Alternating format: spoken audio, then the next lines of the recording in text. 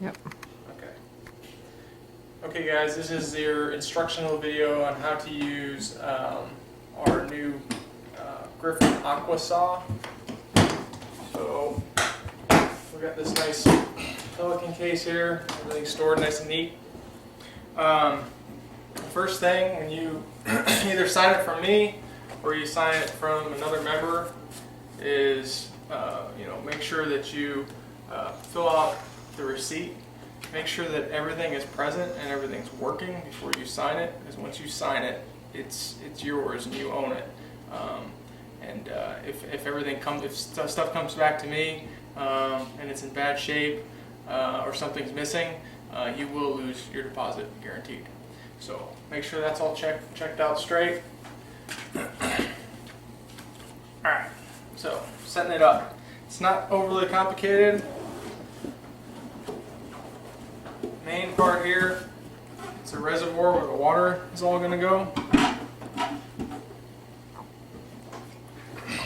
And then you have the motor portion.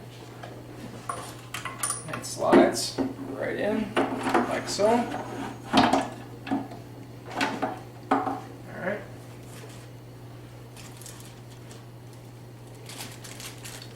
Next thing you're going to want to put on is in this little plastic baggie. It's the upper guide for the blade. And it slides in right here. Okay.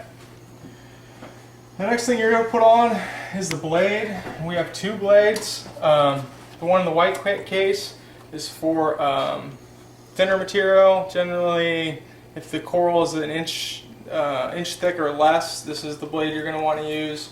If it's something thicker or heavier duty, you're going to want to go with this blade here. These blades aren't cheap, so make sure you take good care of them. They're about 50 bucks a piece. The coral I'm going to cut today is a pretty thick maize sprain coral, so I'm going to go with this with the heavier duty blade.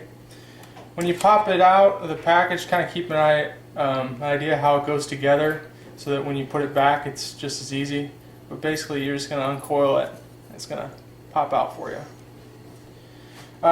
Then, you got to determine which side is the cutting edge. Obviously, the edge with all the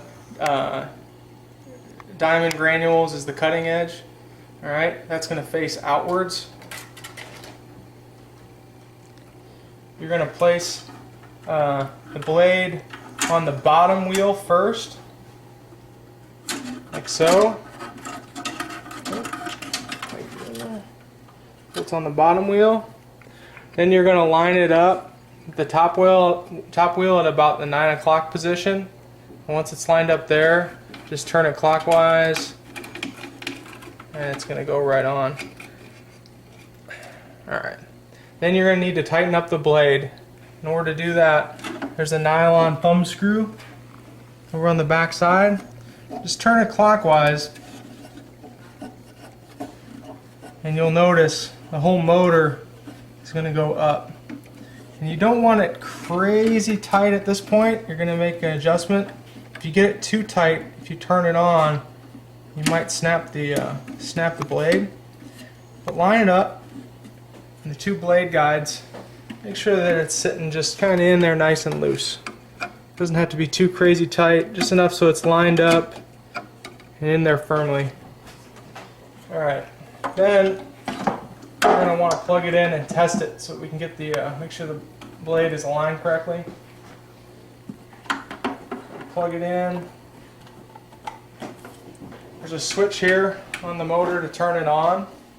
So you're going to want to have your finger on that and your other hand on that thumb screw again. Because if it's too loose, the blade is going to move forward and try and come off of the wheel on you. So as you turn it on, you're going to have to make some adjustments to turn it on or bring it up or lower.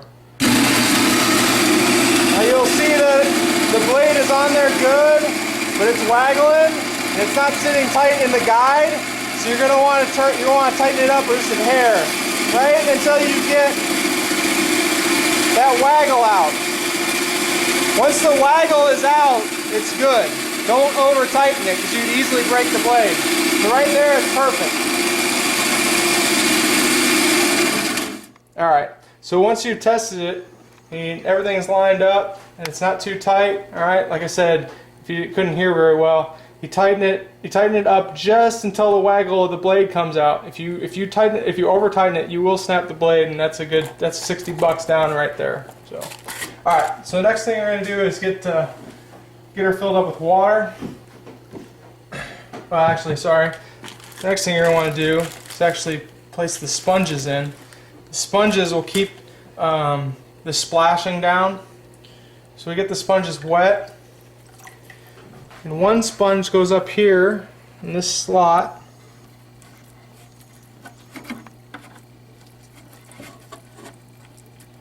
And the other sponge goes on the bottom, and it's going to probably be difficult to see, but right underneath the wheel, right underneath the bottom wheel, there's a slot where the bottom sponge goes. Right underneath the wheel, there's a nice little spot for it. You can see that. Turn this way. No? Yeah, it's too dark. That's okay. All right. All right. Then you're going to fill it up with water just to the top of that bottom sponge. So it's really only about a ½ inch of water.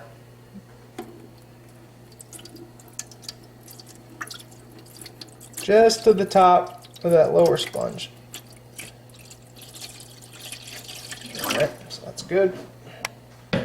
Then, since the sponges and that are in there, sometimes it messes with the alignment just a little bit. So do one more quick test to make sure it's lined up, not waggling too bad. Yeah. You don't need to go too long because it is going to spray some water. Mind you, it's not crazy with the water, but you're probably going to want to do this in your kitchen or in a garage. All right, this will help guide some of the water, or shield you from some of the water. This just slides in. You just line up the little grooves, and this covers up the motor, like that. And then you have the table portion. Just slides in. There's this slot where the blade goes. Just slides in, snaps down. And now it is complete. All set up and ready to rock and roll. Alright. Okay guys, now we're going to cut up a coral. The first thing you want to do though before you even get started cutting is think about what you're going to have for PPE, personal protection equipment, right? If you're just cutting up regular corals, we included a pair of protective glasses in the kit, and so you can use these. If you're going to be cutting up any zoanthids, all right, zoes or pallies, I highly suggest that you use some sort of mouth, protection and gloves. We didn't include those in the kit because we didn't want to have anything that was contaminated in there, all right? So you're going to want to buy your own, but if you're unfamiliar with palitoxin and the really deadly effects it can cause, you should just do some research before you start fragging up any zoes or pallies. All right, but for this one, we're gonna cut up this real thick maize brain coral. I've never fragged it before, so it'll be interesting to see how it goes. It's probably a good 2 or 3 inches thick at the thickest. In which case, when I start cutting it, I might have to stop and actually take the upper guide off, which you can do. It'll still work. It'll still cut just fine. But that'll give you an extra inch of clearance, but you do lose a little bit of control on the blade when you do that. So we're going to try and cut this thing up. I'm going to just take like a U notch off it because I got a spot in my tank where I'm going to actually butt it up against my live rock and have it grow kind of up and around it. So we're going to try and take like a U-shaped notch out of it, and then I'm going to frag it up maybe 2 or 3 times so that we can get this coral into the CDP, the Coral Donor Program. So, all right, let's see what happens here. Stay on there.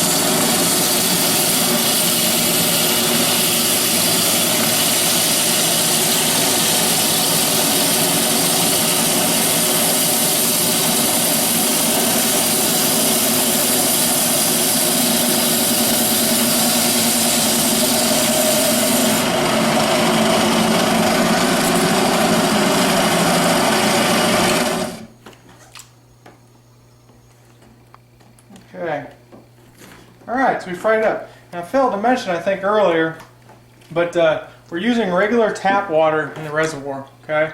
Do not, absolutely do not use salt water, okay? You might feel inclined like it's necessary to do. It's not, and it'll even though this thing is made for saltwater use, it's probably the most advanced coral cutting saw out there right now, and everything is stainless steel or anodized parts. It still could corrode, and the manufacturer recommends the use of tap water only. I've fragged several A-cans already and had absolutely no problem. They opened up right away after fragging. They're barely in contact with the tap water at all, and as soon as you're done, you know, they're back in their saltwater bath that you got them in. So it's really no big deal to use tap water. If you use salt water and you get caught using salt water, you're going to lose your deposit, because we're not going to. This thing's really expensive, and we want it to last the club a long time. So, gone.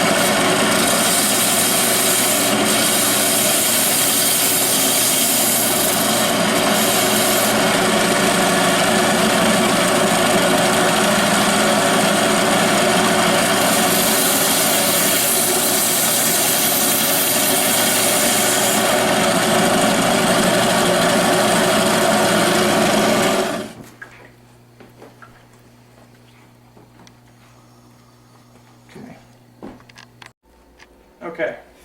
Alright, so now we're going to take it apart and clean it. It's not overly complicated. It's pretty much just the reverse of the way that it went together. Alright. So, you're just going to want to rinse everything off real good with tap water.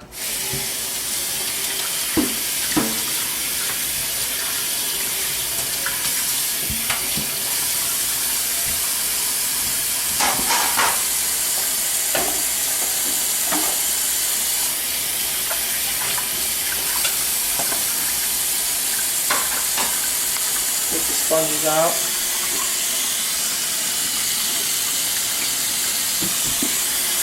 Now if these sponges get worn out from the blade over time, before I get a chance to get it back, you can, it's just regular household sponge, so you can just cut up your own. Okay, then to take the blade off, alright, all you're going to do is loosen up the that nylon screw. So take it counterclockwise and just bring it down until you can pull the blade off.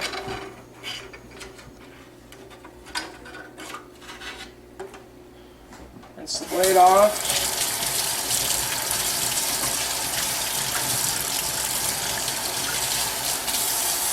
And we'll dry this off in a second and try and figure out how to store it back in the box. But finish taking apart everything else first. Okay, so then the last thing, or we'll take the motor slides right back off. We'll just set that up to the side just for a second, because we're not going to rinse that. Then, depending on how much stuff you cut up and how funky it is, the bottom of the reservoir is going to be full of a lot of junk and nasty stuff. All right, so you might want to dump this outside rather than your sink, but this one's not. This isn't too bad, so I'm just going to dump it in the sink. And then we're going to rinse off everything inside.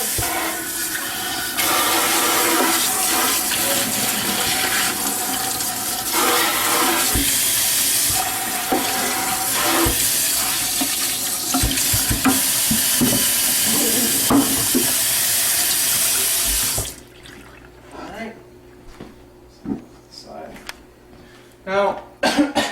for the motor unit, it doesn't actually get too dirty because it's that's purposely designed that way so that the motor's up above, so it doesn't get a lot of junk settling in it.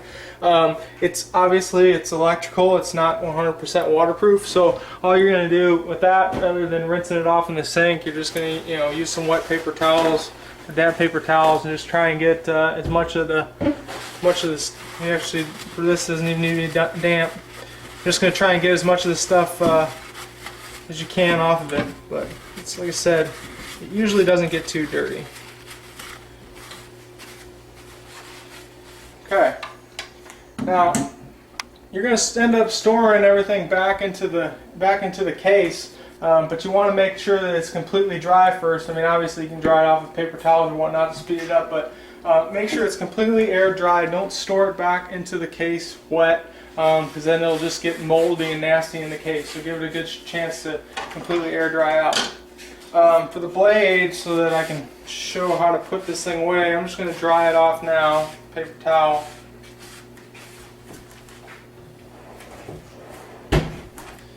And I'm going to try and get her back in this case here. Sometimes I can do this on the first shot, other times I can't.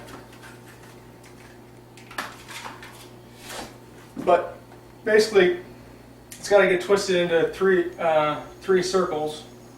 Let's see.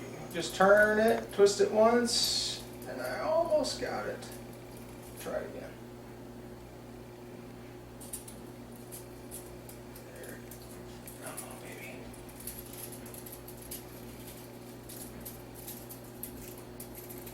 Just like that. Just turn it once, bring it together. You'll basically have 3 bands. It kind of has a little memory to it, so it actually kind of remembers how to fall back in place. And you just put it right back into the package it came in.